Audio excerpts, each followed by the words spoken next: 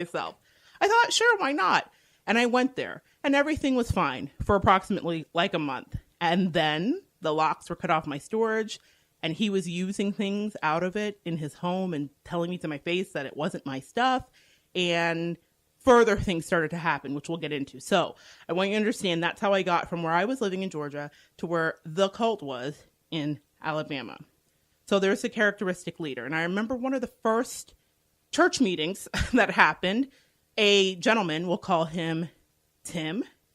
We'll call him Tim. All the names are going to be changed, guys, but we'll call him Tim. He stood up and he said that if his wife died and his 2 children died, that he could live, but he could not live without, we'll call the cult leader, Warren. He could not live without Warren. And I remember, red flag count, that's weird. How could your wife and children die, but you can't live without Warren? So another step in the process is indoctrination, and it can be seen as a coercive persuasion or thought reform, and it's currently thought as just brainwashing.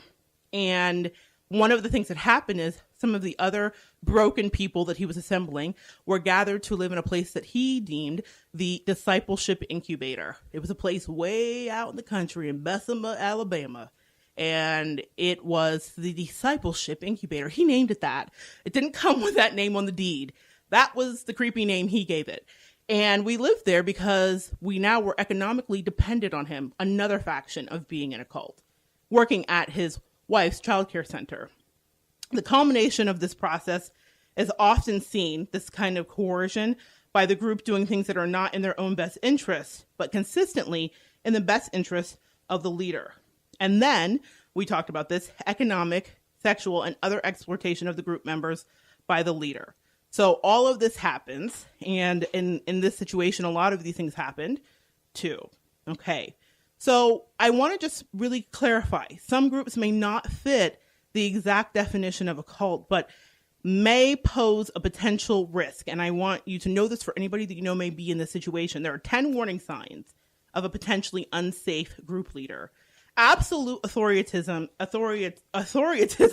without meaningful accountability.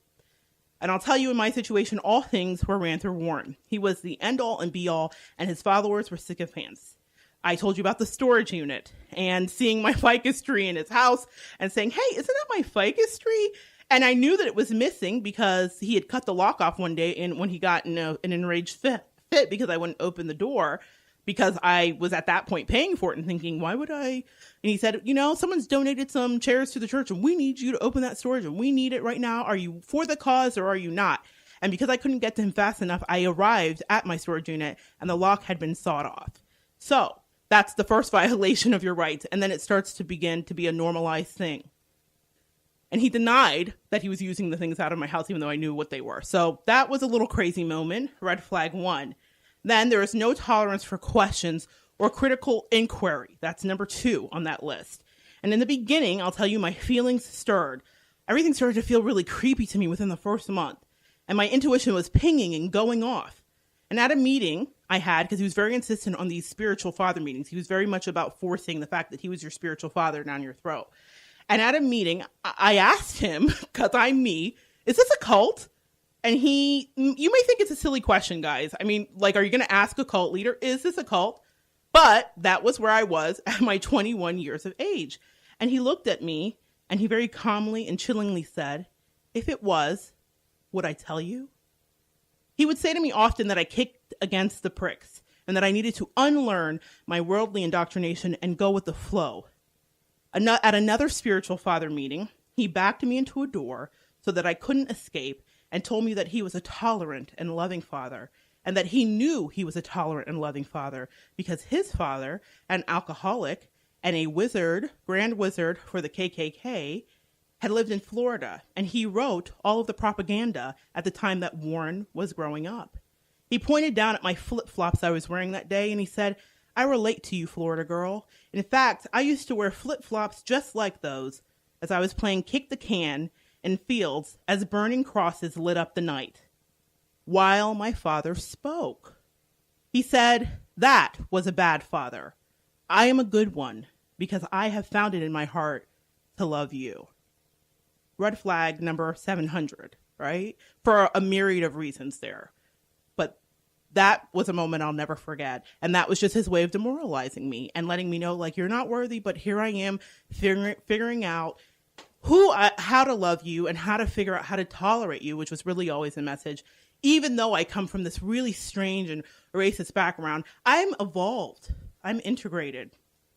The number 4 thing is no meaningful financial disclosure regarding budget or expenses, such as independently audited or financial statements.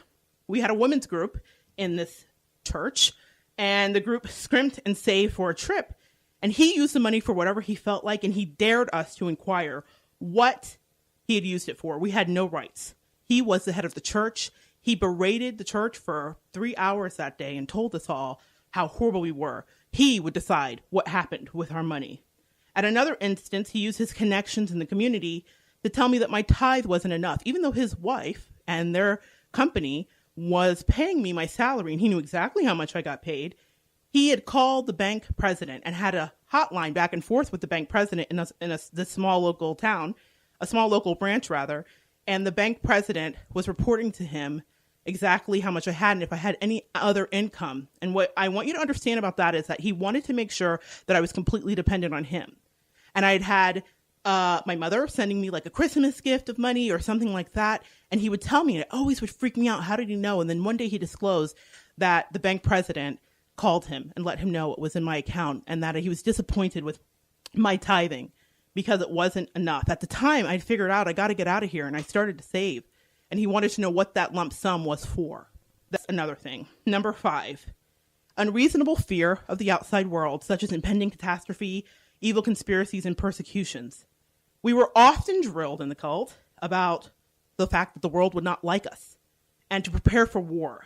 We were taught how to shoot guns. And I know for those of you who know me, I've never talked about this. And so this may seem insane. And it's insane. Even as I was preparing and writing and looking over this for the past couple months, I've really been prayerfully thinking, should I do this show? Am I ready? It's been many years. Am I ready? But I have to be courageous. Thank you, Leah. And thank you to everybody who's ever gotten out of a situation. Thank you. I'm borrowing from your courage today. But we were trained to prepare for war. We were told that the community wouldn't like us. And I'll be honest with you, this cult was talked about in the community. People had told me to run, and I'll get into that in a second. But we were also taught rappelling and mountain climbing. He would often take us out to the edge of a mountain because it was something that he really loved. And he would say, look over. And he would tell us it was our Jesus at the Mount of Gethsemane moment. And he would tell us, how much did we trust him? A lot of crazy things like that. And for those of us that wanted to rappel, he would teach us how to rappel, but he would be in control of the rope. I never went rappelling. Thank God. That's one time my body worked in my favor. I did not go rappelling, but I was at the edge of that mountain a couple times thinking, oh Lord, is he going to push me off? Because at that point I realized he's crazy. How do I get out? So that's one of the other things. There is also, for number 6, no legitimate reason to leave. Speaking of how do I get out? Former followers are always wrong in leaving, negative, or they're even evil. Scientology calls this a suppressive person. There was no cute name other than just absolute sinner in this cult. Leaving was not permitted, guys. And if you deflected him as your spiritual father, you were severely punished. One of the former members that I spoke with in preparation for this show who did not want to come on because she's still scared, but thank you for allowing me to use your story. She did give me permission to use her story. One of the former members that I spoke with was arrested when the day after she denounced him as her spiritual father. And he accused her of stealing. We all worked at the same childcare center, and he accused her of stealing something. And he then, which she didn't do, she was exonerated, but then he had her arrested, and she had a young child, and it was very traumatic. And to this day, she's a thriving woman, but she works in a business. And if her boss asks her to drop money to the bank, she says she gets cold chills, and it's just understood. No one knows why, but she does not take money to the bank because she can't touch it because she's traumatized by that experience of being arrested for something she didn't do. And it was only because she denied him as a spiritual father. So that is kind of some of the things that happen. If you had asked questions like I often would, I'm pretty inquisitive. One of the things that would happen is you would be ostracized by the other members. And there was a woman that I was roommates with named Cynthia, and she didn't have a car for a long time, and so I would give her rides to work. And then one day, my car broke down, and I asked her for a ride to work. We worked at the same place. We went in at the same time every morning. And because of the questions that I had asked, trying to figure out what was going on, she was told not to give me a ride. In our conversations, when Cynthia was out of the situation, she disclosed to me that Tim, which was Warren's right-hand man, had counseled her and said that if dogs had attacked me on my way walking to work and I died in a ditch, that it was my fate for being disobedient. So asking questions was a no-no. On another occasion on a cross-country trip with the women, I was sequestered from the group and interrogated in a hotel room for days and deprived of sleep and asked why I was not worthy, why I didn't want to just behave, all with Warren calling in periodically to make sure that the interrogation was going as he had planned. I was not allowed to go until I had repented. Former members, another thing on the list is that former members relate same stories of abuse that reflect a similar pattern of grievances. And having spoken with some of the members, and Cynthia, who was eventually exiled, she was incredibly loyal and incredibly subservient, and I always was so worried for her. For years, I couldn't rest in my spirit until I found out what happened to Cynthia, because I thought she would never leave. And people told me, leave her behind, leave her alone. She's never going to go. But then one day, all of the terrible things that I'd always worried about and the things that were done to me and others were eventually done to her. And she told me that, and it brought me no joy. I was only happy she was gone. But that's what I want you guys to understand. There's no loyalty here. There's no loyalty to the immediate core group. Anybody that is a convert or inducted in is subject to treatment that is ill and really horrible and horrendous. Another thing to look out for is there are records, books, news articles, or broadcast reports that document the abuses of the group leader. And I tell you, the Warren cult was preached about around town, and they, of course, decried it and then had us do our doomsday preparations and crazy rappelling and gun shooting and all that stuff. And people told me to run.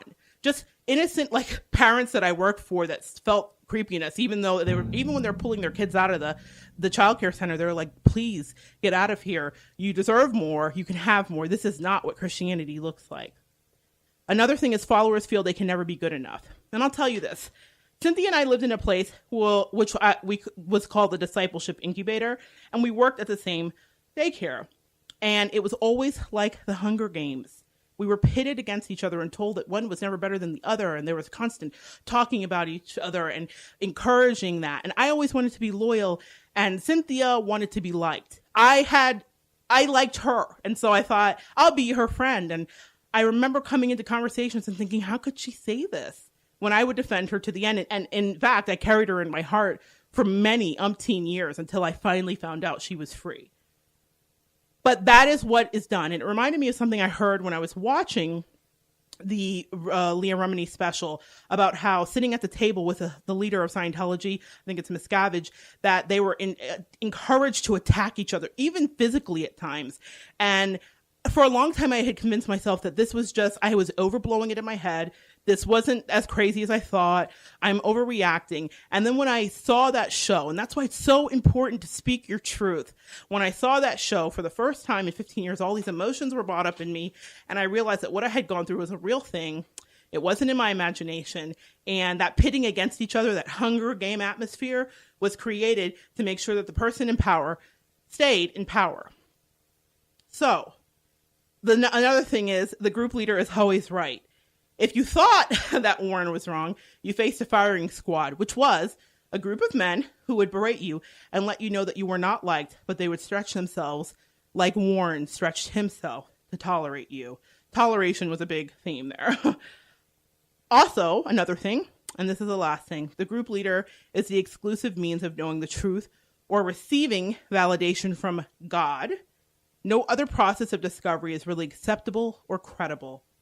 And in my case, if you follow him, then you're fine. But I want to tell you something. I had a moment, and this is when I knew I had to really go. I walked into church late from a shift. I was getting off from his wife's daycare, and he was in the process of a talk. And he was passing around a giant size jar of peanut butter, like a Costco size jar. And he was encouraging everybody to take their hands and put